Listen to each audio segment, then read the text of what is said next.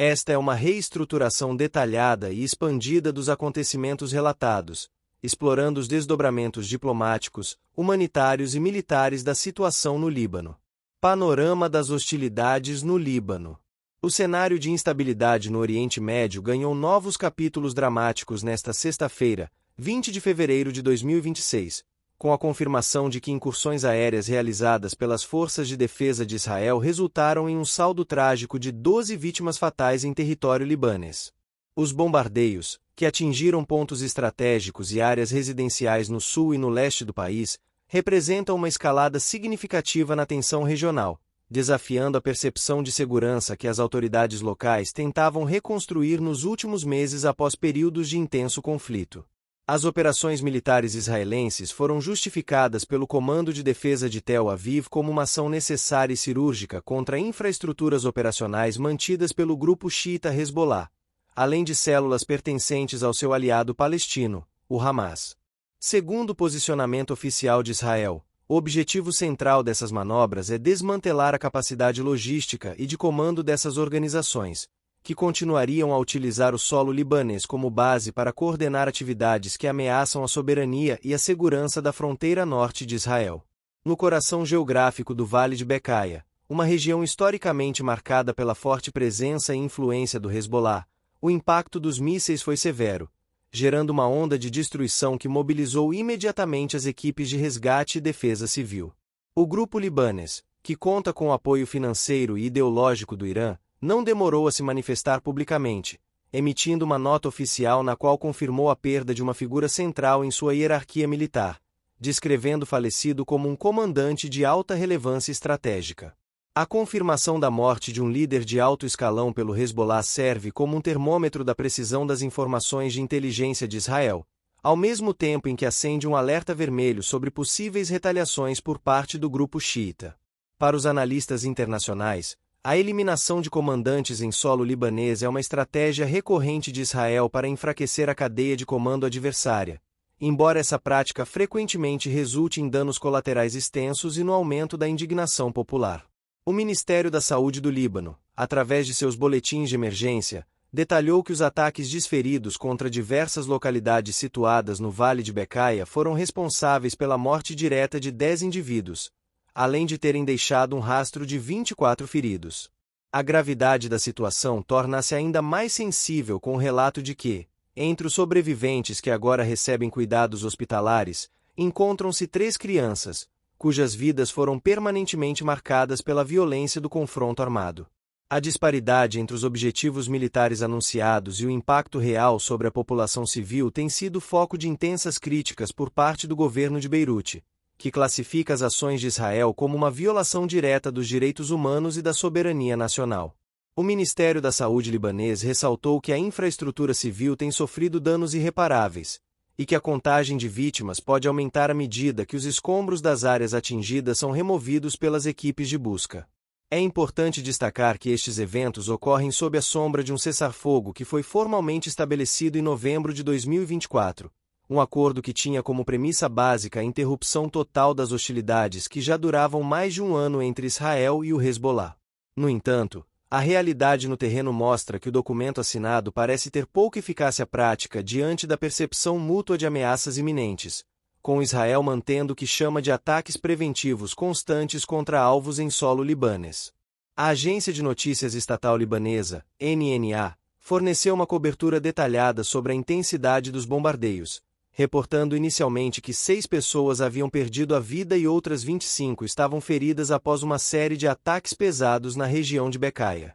A discrepância inicial nos números de vítimas reflete o caos informacional comum em zonas de conflito, onde a coleta de dados precisos é dificultada pelo fogo contínuo e pela destruição das vias de comunicação e acesso. Por outro lado, o exército de Israel mantém uma narrativa de precisão militar, afirmando categoricamente em seus canais de comunicação que o alvo específico em Becaia era um centro de comando operacional do Hezbollah. Para Israel, a existência de tais centros em áreas povoadas é uma evidência de que o grupo xiita utiliza civis como escudos humanos, uma acusação que o Hezbollah nega veementemente, alegando que suas instalações são de natureza puramente defensiva contra agressão estrangeira. Além da ofensiva no leste, A região sul do Líbano também foi palco de derramamento de sangue poucas horas antes dos eventos em Becaia, especificamente no campo de refugiados palestinos de Ain el-Helv. Este campo, que é o maior do país e abriga milhares de pessoas em condições frequentemente precárias,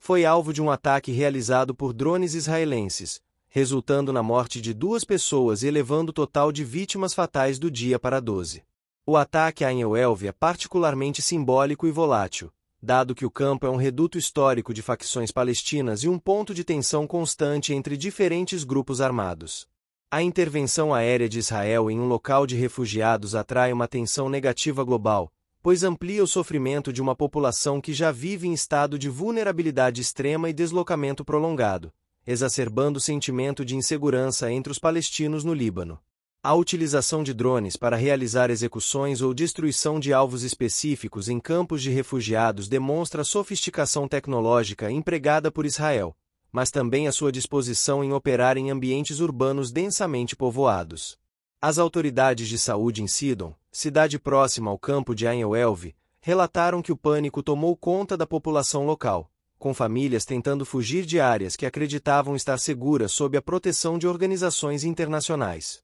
A recorrência desses ataques, mesmo após o acordo de 2024, sugere que a região entrou em um ciclo de conflito de baixa intensidade que, na prática, produz consequências tão devastadoras quanto uma guerra aberta. Para o cidadão libanês comum, a distinção entre um estado de guerra formal e um cessar-fogo que não impede bombardeios diários é praticamente inexistente, gerando um estado de fadiga psicológica e colapso econômico contínuo. Do ponto de vista geopolítico, a persistência de Israel em atacar o Hezbollah no Líbano visa impedir que o grupo recupere o poderio militar que possuía antes da última grande ofensiva. Israel argumenta que o cessar-fogo foi violado pelo Hezbollah através do contrabando de armas e do reposicionamento de tropas perto da fronteira, o que obrigaria o exército israelense a agir para garantir que as comunidades do norte de Israel possam viver sem o medo constante de ataques de foguetes. Enquanto isso, o governo central em Beirute encontra-se em uma posição de extrema fraqueza, incapaz de exercer controle total sobre o sul do país ou de impedir as incursões aéreas de Israel. A soberania libanesa é frequentemente descrita por analistas como nominal, já que o espaço aéreo do país é rotineiramente atravessado por jatos e drones israelenses, enquanto Hezbollah mantém um estado paralelo com suas próprias forças militares e infraestrutura de assistência social. A comunidade internacional tem observado com apreensão a erosão do acordo de cessar-fogo de 2024, com diversos líderes globais pedindo contenção a ambas as partes para evitar que o Líbano se transforme em uma nova frente de batalha em larga escala. No entanto, os apelos diplomáticos parecem surtir pouco efeito diante da convicção de Israel de que deve neutralizar a influência iraniana em suas fronteiras e da determinação do Hezbollah em resistir à presença israelense na região. As crianças feridas nos ataques de Becaia tornaram-se o rosto visível desta tragédia,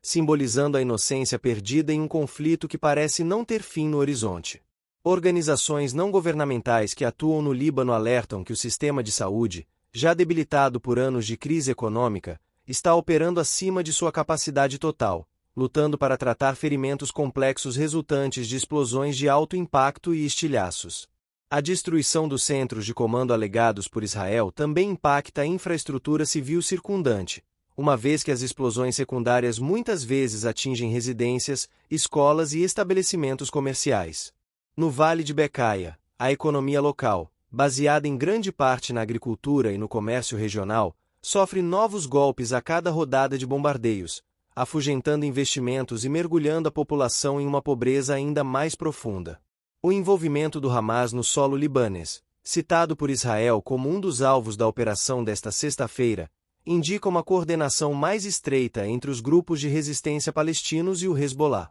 Essa aliança eixo da resistência é vista por Israel como uma ameaça existencial multifrontal, o que justifica, sob a ótica de Tel Aviv, a expansão do teatro de operações militares para além das fronteiras de Gaza e da Cisjordânia. O comando militar israelense defende que suas ações são baseadas em evidências sólidas de atividades terroristas e que todas as precauções possíveis são tomadas para evitar vítimas não combatentes. No entanto, o número recorrente de civis mortos e feridos levanta questões éticas e legais sobre a proporcionalidade do uso da força em áreas urbanas, levando a debates acalorados em fóruns como o Conselho de Segurança das Nações Unidas. No Líbano, o clima é de luto e revolta, com funerais sendo planejados para as vítimas de Becaia e Ain el-Helvi, eventos que costumam se transformar em atos de protesto político e demonstrações de apoio ao Hezbollah. Esses rituais de despedida reforçam a narrativa de martírio que o grupo xiita cultiva, utilizando a dor das famílias para consolidar sua base de apoio e recrutar novos combatentes para suas fileiras.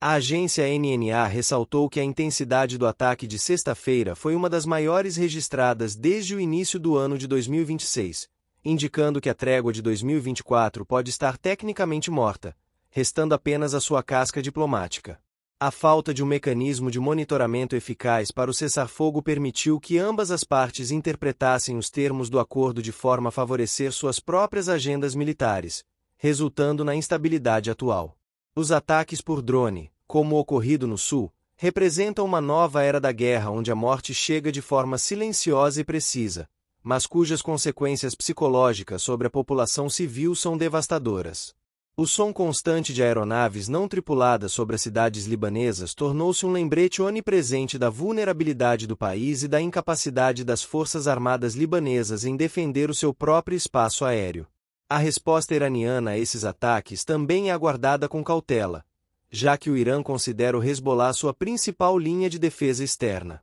Qualquer enfraquecimento significativo do grupo libanês poderia forçar Teherã a reagir de maneira mais direta, o que elevaria o risco de uma conflagração regional que envolveria potências globais e alteraria permanentemente o mapa político do Oriente Médio. O Ministério da Saúde do Líbano continua a atualizar os prontuários dos feridos, muitos dos quais sofreram amputações ou traumas cranianos graves devido ao colapso de estruturas de concreto durante os bombardeios. A assistência humanitária internacional tem sido solicitada com urgência para suprir a falta de medicamentos e equipamentos cirúrgicos nos hospitais de Becaia e do sul do país, que estão operando em regime de guerra. Enquanto Israel mantém o discurso de que está apenas limpando ameaças terroristas, o governo libanês insiste que o que está ocorrendo é uma punição coletiva contra uma nação que tenta se recuperar de décadas de conflito. O impasse diplomático é total, e as chances de uma nova rodada de negociações de paz parecem remotas enquanto o som das explosões continuar a ecoar pelos vales e campos de refugiados do Líbano. A complexidade da aliança entre o Hamas e o Hezbollah no Líbano cria um desafio adicional para as forças de paz da ONU, UNIFIL, instaladas no sul do país, que se veem impotentes para intervir em combates que envolvem tecnologia de ponta e táticas de guerrilha urbana. A missão da ONU, frequentemente criticada por ambos os lados, tenta manter canais de comunicação abertos, mas a sua influência sobre as decisões estratégicas de Israel ou do Hezbollah é mínima. Neste cenário de incerteza, os próximos dias serão cruciais para determinar se o Líbano será arrastado de volta a um conflito total ou se haverá um recuo estratégico por parte dos envolvidos. A morte do comandante do Hezbollah e das 10 pessoas em Becaia, somadas vítimas em Ain el-Helvi, cria um ambiente de pressão interna no Líbano para que o país tome medidas mais assertivas contra as violações de seu território. A história recente da região mostra que cada ataque gera uma semente de ódio que floresce em futuras gerações de combatentes,